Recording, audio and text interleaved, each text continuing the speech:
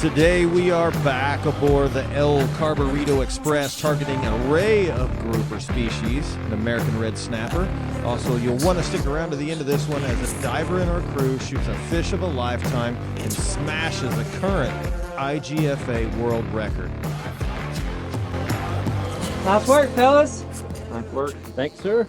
Mother Nature is finally cooperating when we've been able to string together a few days of fair sea, so we're heading back out with Captain Mike on his 36 yellowfin in search of the giant carbos. More times than not, when you're hunting big game fish, it is a team effort. Especially when you start getting into waters that are 150 feet and deeper, there's so much more that comes into play. Like fish getting rocked up, sharks and other predators that are looking to take your catch, and most of all, paying close attention to your dive computer. So we've made a few drops already, but this drop in particular, me and Captain Mike dropped on. I just want to say that look at the size of that triggerfish. I mean, you don't see them that size unless they're out of season. And right now they're out of season, so definitely would be my personal best. Easily 28 to 30 inch long trigger. Crazy. So we're dropping down. The place is full of fish. Mike never disappoints on his drops. I mean, we're always hitting new spots, and the guy is so in tune with his bottom machine. It's ridiculous. So when you get out deep in our area, this is kind of what it looks like. Single cave ledges, single cave holes with hard bottom. We're down there, we drop immediately to the holes looking for those black groupers. If they're not sitting right outside the hole or out in the sand, they're usually hiding down in there, so you got to get down and check them holes out really good. If they're not there, they're not there, and then that's when you start to look at other fish in the area and see what we can what else we can get into. At this point, I've already made a few drops, so being that this is Mike's first drop of the day, I'm gonna kind of come up and play kind of backup role here, let him check the place out, see what he can pick out and shoot. And I'm just gonna kind of look out in the distance. It's been really sharky lately, so just kind of checking things out in the distance. And I look down and Mike lines up on a American red snapper and pops it. Good one.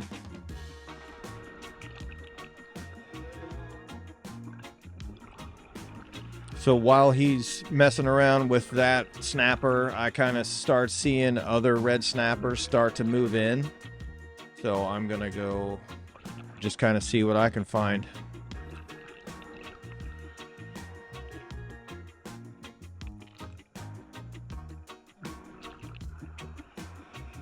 There's that big trigger again.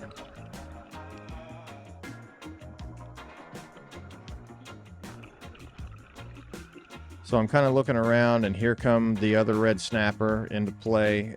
And this is exactly why I love this double trigger spear gun, is I line shaft him and I don't quite get him good enough, and he pulls, and boom, I've got the second shaft ready to go to put him down, and I didn't lose that fish.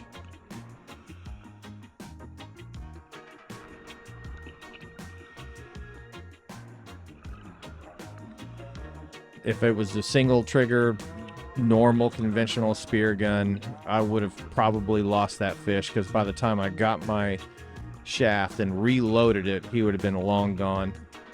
But not today. Even though he pulled that first shaft, I was able to stone him on the second, and I'm getting him strung up.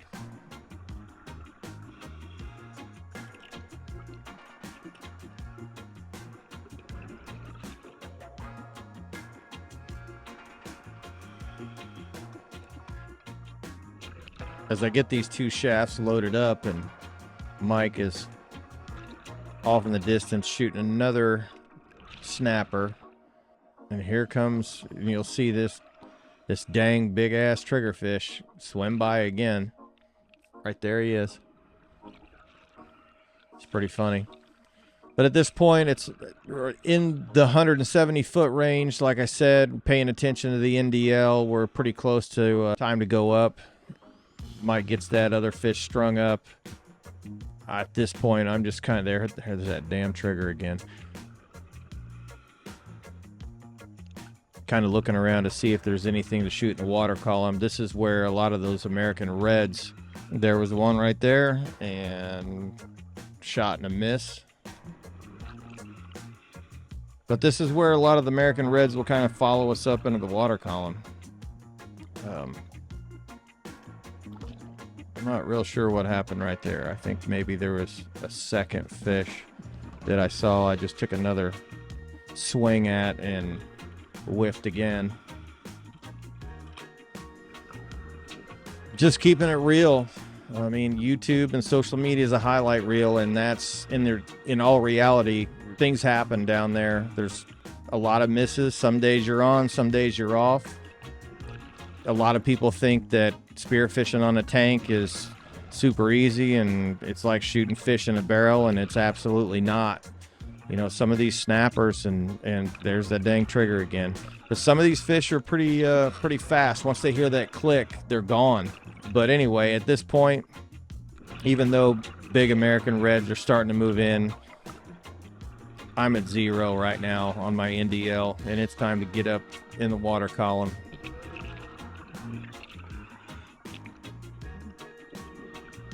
While all this is happening on my end, Mike is already up in the water column a little bit, and I'm guessing that he has seen, there's Mr. Trigger again. At this time, a 8-9 foot bull shark that is in the area. He's tapping on his tank to get my attention. Teamwork comes in, he gives me the shark signal. I haven't seen this shark the whole time, mind you. So he could have literally been swimming behind me or above me, and I wouldn't have noticed him. Mike saw him. He swam right at him. So what we're doing is we're going to go up in the water column, and he's telling me to watch his back, and he'll watch my back. And that way there's really no blind spots at this point.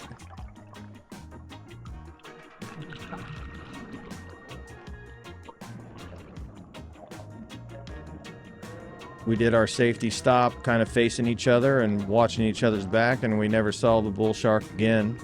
I never saw him at all, but all is good.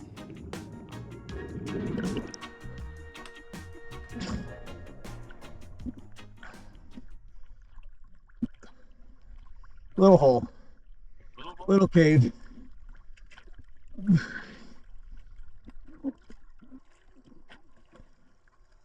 One of the things that I like most about spearfishing like this is you get to dive with all kinds of people. I've been spearfishing for about 5 years, and a lot of the guys that I spearfish with have been diving all their life, or way longer than me. So to be able to dive with different people and kind of learn how they dive, learn what their tricks are, what their techniques are, is one of the things that I like the most about this. My next dive is with a gentleman out of Sarasota. His name's Jimmy Wells. He's been doing it for a while. So another guy that was on the boat with us, his name is Caleb Paget, commercial spear fisherman, lifelong waterman, just an all-around good guy. To be able to just meet different people and be able to dive and learn from these guys is just a really cool thing for me. And I totally 100% appreciate all the guys that I get to dive with and learn from. This is a dive that Jimmy and I dropped on, and it's another dive where teamwork makes the dream work.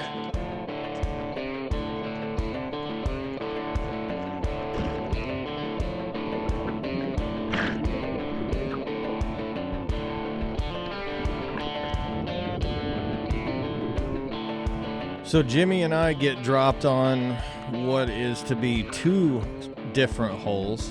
Mike went and marked both holes and kind of dropped us in the middle on sand. The hope was that the visibility would be good enough to be able to see the holes and be able to swim to them. Unfortunately, the viz wasn't great, so we were kind of caught looking at it. But off in the distance, there's a big black grouper out in the sand. And man, when you see the black grouper like that out in the sand, it gets exciting. Jimmy's the closest to it, so he kind of lines up on it, but he doesn't have a good enough shot, doesn't take the shot, so the grouper just kind of kicks off, but he stops again.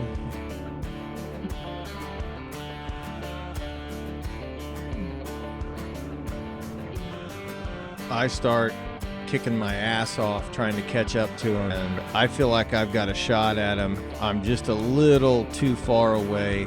I hit him with my shaft, but it was just not, the power wasn't there to go in him.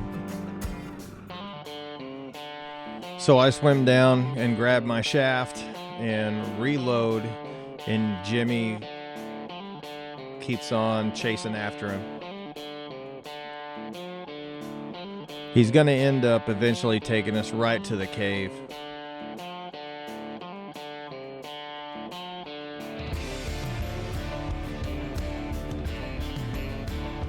So at this point, Jimmy kind of is just ahead of me, still chasing him down. There was a cave hole that kind of caught my attention there for a second. But right there is where he is. Jimmy puts a shaft in him, and this is where all the chaos starts happening. Is this fish is, and just like all black groupers, bound and determined to dig into this cave hole, and the opening is just a little bit too small, and he just can't get in, so he is just dusting this place up to where it is like, here in a minute is going to be zero visibility.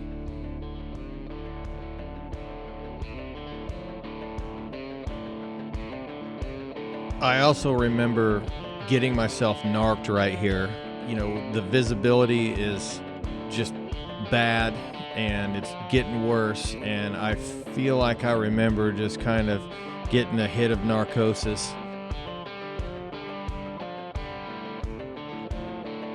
So everything is just a lost cause at this point. It's completely dusted up. We're out of air and deco, and the only thing that I can do is deploy my safety sausage, mark the spot, and it's just one of these techniques that we do, and you know, on Mike's boat and other boats, is when you get into this situation and you've got a black that's got a shaft in it and you're out of air, the only thing you can do is try to pinpoint the spot for the next diver. And so that's what I did. I got my safety sausage out, deployed it, and it shot to the top. And what Mike's going to do is he's going to see that. He's going to see that there's no fish on it. He's going to mark that spot on his bottom machine, and then he's going to go get the Sure marker, pull it up, go back over to the spot that he just marked, and redeploy the Sure marker down. And that's going to hopefully pinpoint exactly where that cave hole is for the next diver to drop in and go down and try to get that black out of there.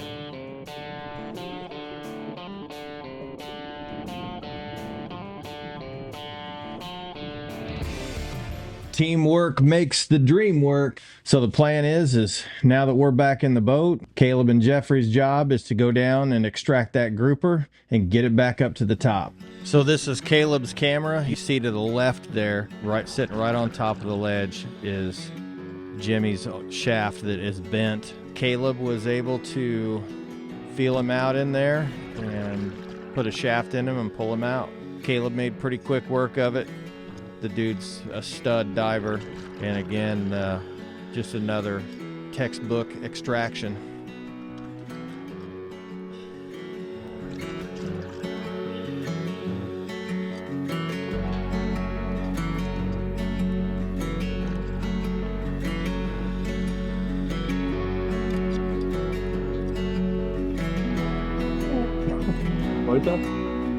Here's your black, boys.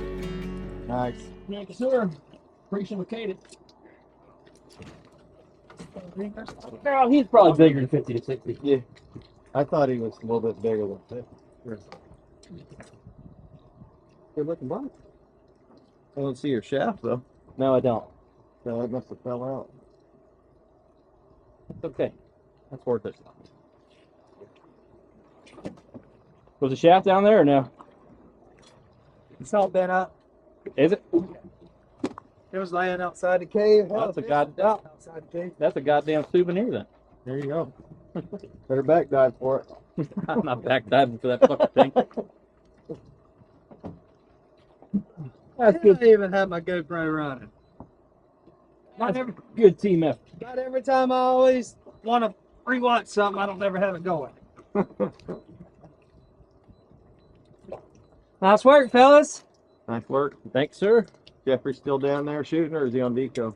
Nah, he took off, went looking for that other cave. Jimmy's Black Cave.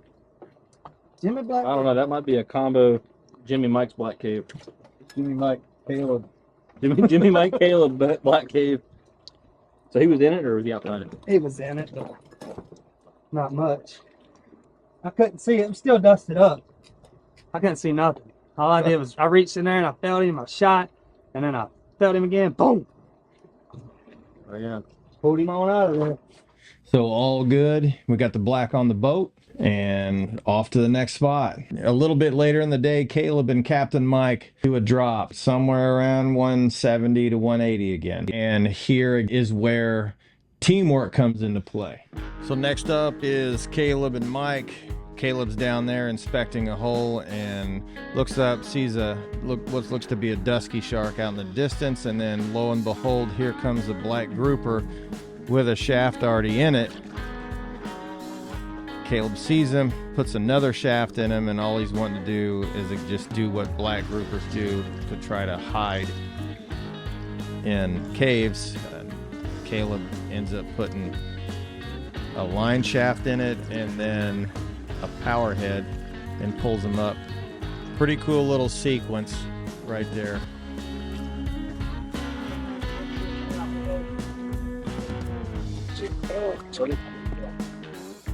But he's not like, you know, he's not exactly. Nice. Nice. I said, look, They're much prettier when they're smaller. 2 sharks on this one. 2 sharks. Where'd Mike go? He's over here. He was over there. About 40 feet is the boat, though. Good golly. Yeah, You went to war with him, huh? that's Mike's fish. That's Mike's fish? Yeah. Well, yeah. It is. effort. It is today. Who was controlling him first? Mike? I don't know exactly what happened. He's in a bucket boat now. See, what had happened was. That's still fast as shit up.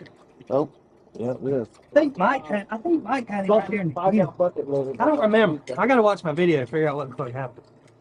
I think there was a shaft in him when I shot him though. So that's Mike's fish. Something's been going on with him. Come on, buddy, come on in. Go right to you. Hey, did you see any sharks? Yes. Again. Well, literally, the fucking booty was that far from. There's about 4 or 5 holes down there I seen when I was coming up. Yeah, they're like small little red grouper deals. Yeah, and that's what he was laying. It was one of them. Oh, really? Yeah, it was big. Was he about 30? Bigger than 30. Upper 30s, close to 40. He looked not 30. He was fucking hitting it with that shaft hit him. Looks like he's going Was in the the shaft box. still at him when he got to you? Yeah, I gotta watch the video. I don't fucking know what was going on. I was just telling them. I think so. I hit him a little high. A little high, but not much high. He come running by me. He was looking for somewhere to go, and I said, "Oh damn, look at him." Yeah. Nice work, brother. Grab him up, Mike.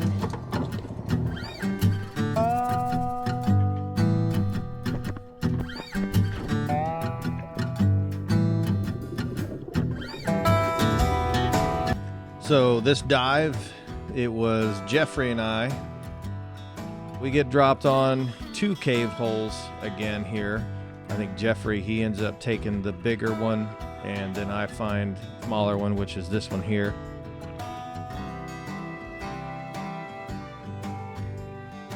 A lot of nice red snapper, more giant triggerfish. See all those red snapper in the water column.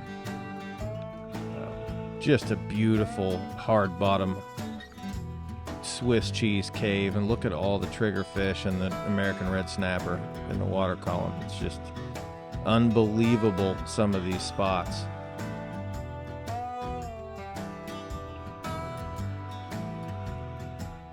I mean, both of those are keeper triggerfish by a mile.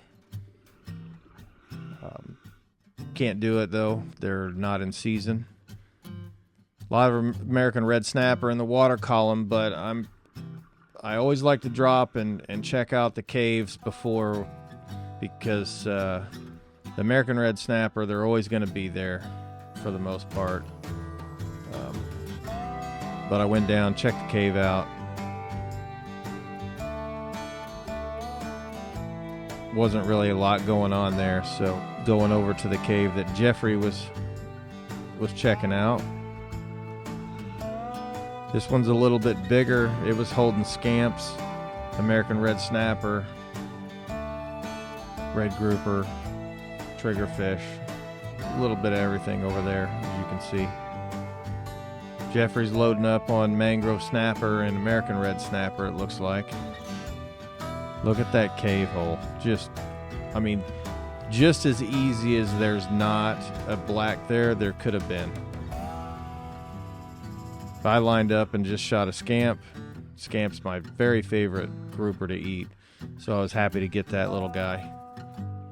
And again, I feel like I'm getting narked here. What I wanted to do, being that we were in 185 to 190 feet here, is I wanted to shoot this scamp and get up in the water column, get off the bottom and string him up. But for whatever reason, I felt like I just couldn't do it. It was just wasn't in the cards. So it was just quicker just to drop to the bottom and get that fish situated and get reloaded and come back up.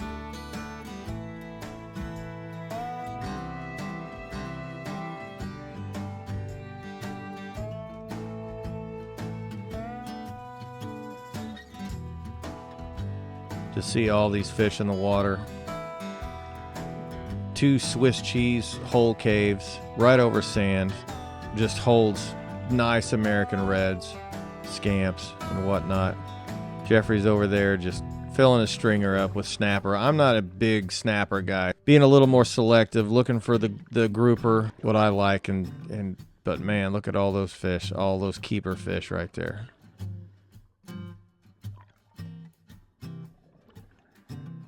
I'm going to take one more look in that cave just in case. I'm not sure if Jeffrey got down to it or if he just started loading up on snapper. So I just went ahead and took one more shot at it.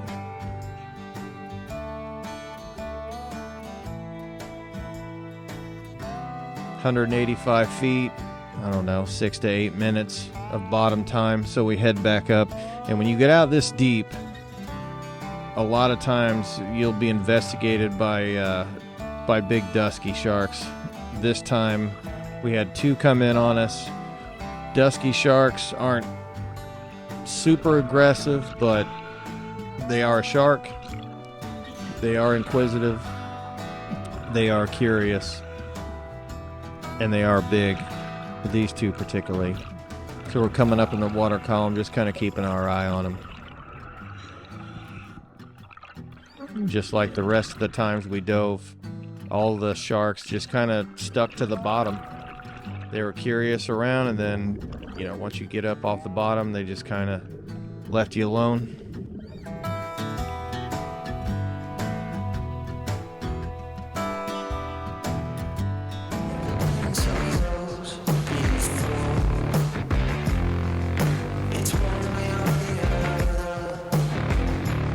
Special shout out to a dive buddy of mine and all around good guy, Mr. Chad Tripp. Wednesday, Chad dropped solo to 190 feet and shot a 144-pound black grouper, which shatters the all-tackle world record by 20 pounds. Chad dropped by himself, went down to the bottom, was checking a cave hole just like normal, and looked up, and there the thing was, just looking at him. He put a shaft in it. He didn't stone it. It took off. He swam after it, and I think he chased it around 2 to 3 holes before he got it under control. Had a little bit of an extensive deco, but all is good. He got it up. So it's an unofficial world record at 144 pounds. So congratulations, Chad. That's a stud of a fish. That's all I got for today, guys, and I appreciate everyone who's sticking with me. Keep an eye out for the next one. Until then, we'll see you.